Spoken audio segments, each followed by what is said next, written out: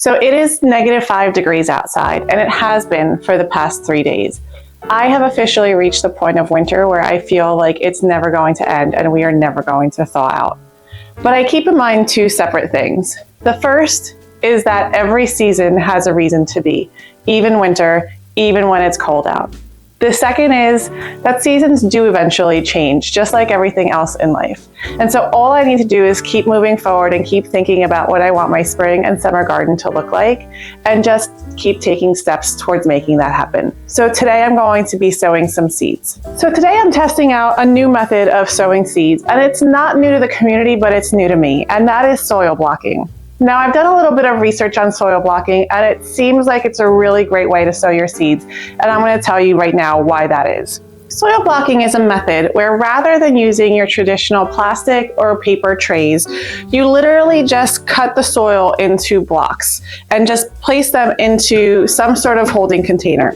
For me, I'm going to be using just these regular plastic trays that I got from Amazon, but I've seen people use a very large variety of things, from plastic trays to tin foil to all sorts of other mediums, just to hold the blocks in place. Now, the purpose of this, there's a couple of reasons.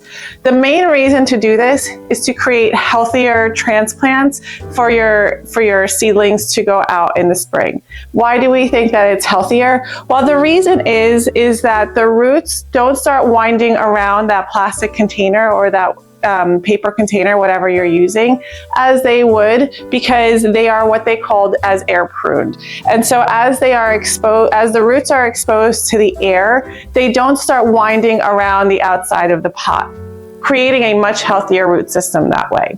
The other pro to soil blocking is that it helps the actual transplant process be a lot smoother, a lot quicker, and a lot less stressful on the plant.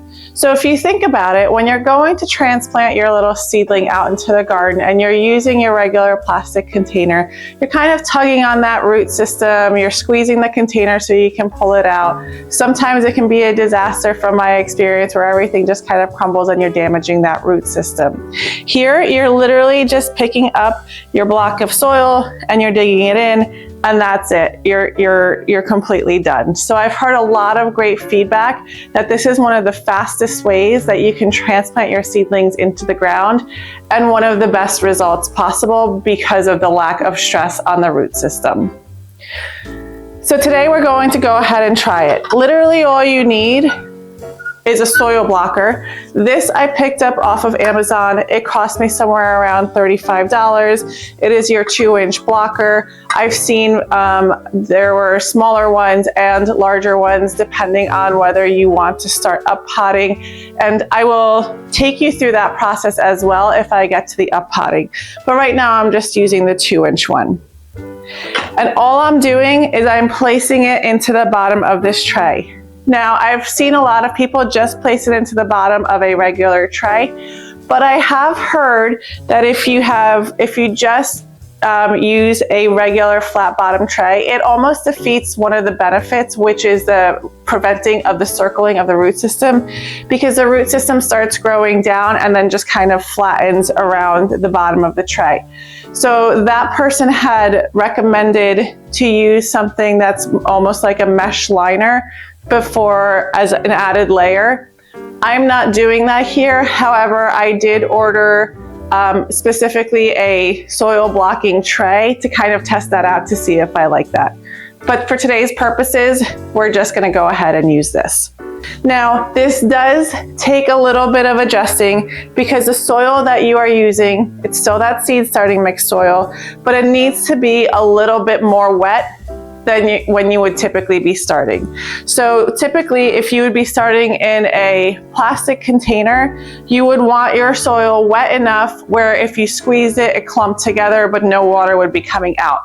This one, you do want some water to be coming out through your fingers. So you don't want it completely muddy, but you do want it a lot more so that it stays in that block form. Now, one of the cons to this that everyone has to watch out for. Because there's a lot more surface area of soil that is exposed to the air, the seedling will dry out a lot faster. So that's the biggest con that I have read and seen, is that you need to make sure that you are continuously checking on whether the seedlings need water. And all you need to do is just bottom water it and add some water to the tray that it's sitting in, just like you would your regular seedling. Now, it is a little clunky at first to get the hang of. You're literally just pushing the soil down into the soil blocker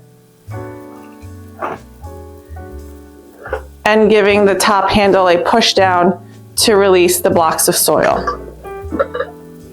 Take your time, it's not a race.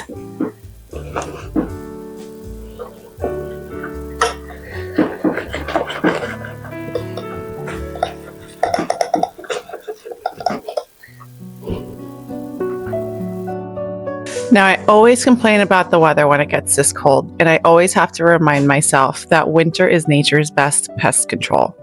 Mild winters allow things like Japanese beetles, ticks, and slugs to survive in the soil. This kind of deep freeze that we're having right now penetrates the ground and interrupts that cycle, taking out the larvae before they even become a problem in the summer.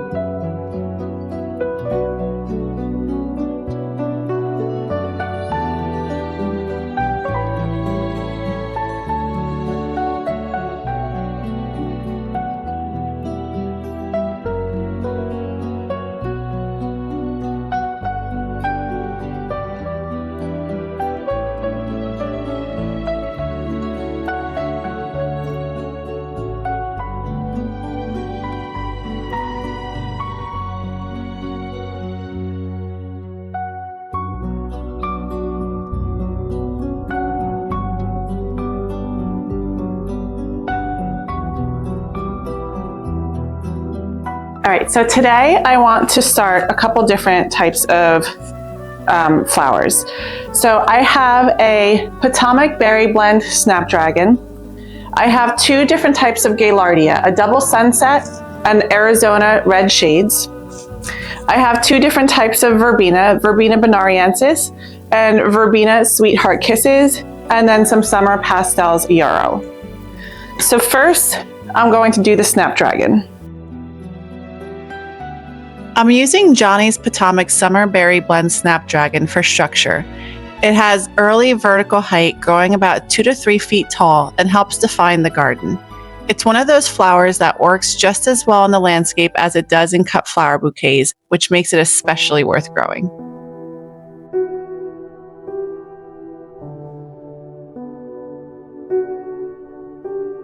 Next, I'm going to do the Yarrow. This is Summer Pastels Yarrow.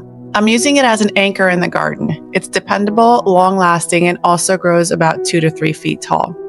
It also works beautifully as a filler flower in bouquets, holding its shape and lasting well over a week in the vase, which makes it an especially reliable choice.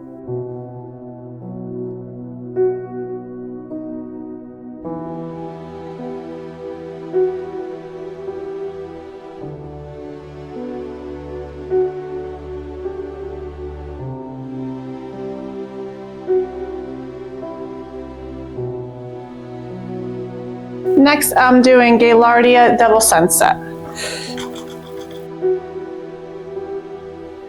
The Double Sunset Gaillardia is an antique, extra showy variety that dates back to the late 1800s.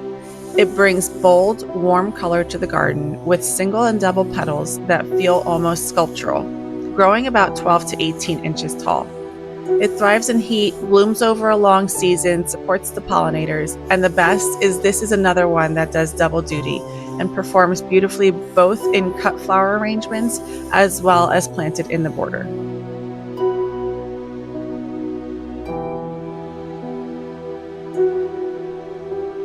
Moving on to Gaillardia Arizona Red Shades. So Gaillardia Arizona Red Shades is a first-year blooming perennial that's hardy from zones 3 to 10. I'll be honest, I didn't used to like red flowers in the garden. I always found them to be a little too harsh. But over time, I realized that there are certain shades of red that work beautifully, especially when they're used with intention. This one brings a bright, cherry red pop that reads warm rather than loud, and it really comes into its own when viewed from a distance. It stays tidy and compact at about 12 inches tall, thrives in heat and dry conditions, and absolutely draws pollinators in, whether it's planted in pots, meadows, beds, or borders.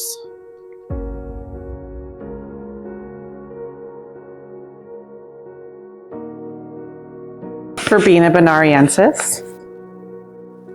Verbena bonariensis is a perennial in zones 7 through 10 and grown as an annual elsewhere. It has long bloom season and attracts an incredible amount of pollinators.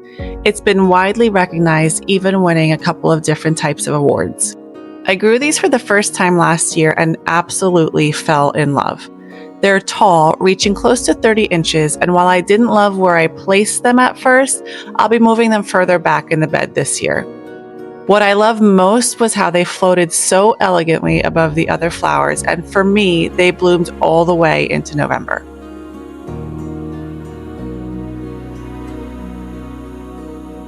And Verbena Sweetheart Kisses. Lastly, this Verbena Sweetheart Kisses brings a soft wash of color. Rich ruby reds, rose pinks, fuchsias, and lavender blooming steadily from spring all the way through fall. Its airy mounding habit works beautifully in containers, hanging baskets, or even spilling along the edge of a bed. I've never actually grown this one before, but after growing Verbena bonariensis last year, I am officially hooked. And now I want to try every verbena out there. It's heat and drought tolerant, loved by pollinators, and one of those plants that adds color without feeling too rich or too heavy.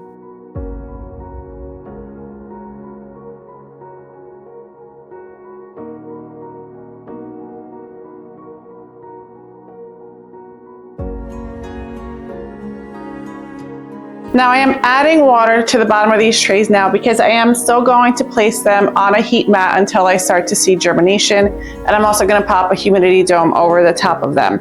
So I'm making sure that they are set up for success now by adding the water now, because if I place it on top of the heat mat now, it's going to dry out very, very quickly. So like I said, be very cautious in terms of the watering.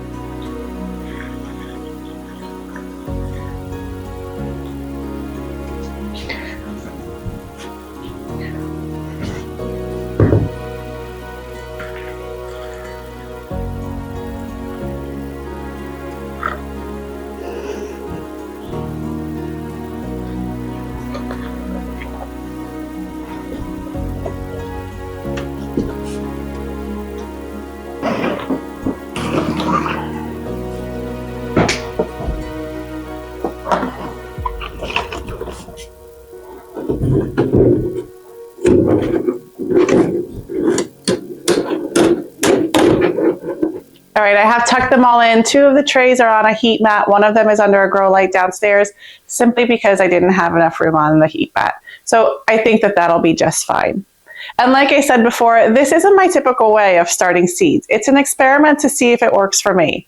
And that really is what this is all about. It's about not being afraid to try new things, adjusting as you go, and seeing what works for you, not for everybody else. Because that is really what creates a beautiful, lived-in, comfortable garden and home. It's about the experimentation and about learning new things and about just growing as time passes. If you guys enjoyed this and are still with me and want to check out more of my seed starting videos, check them out right here, and I will see you guys in the next one. Bye.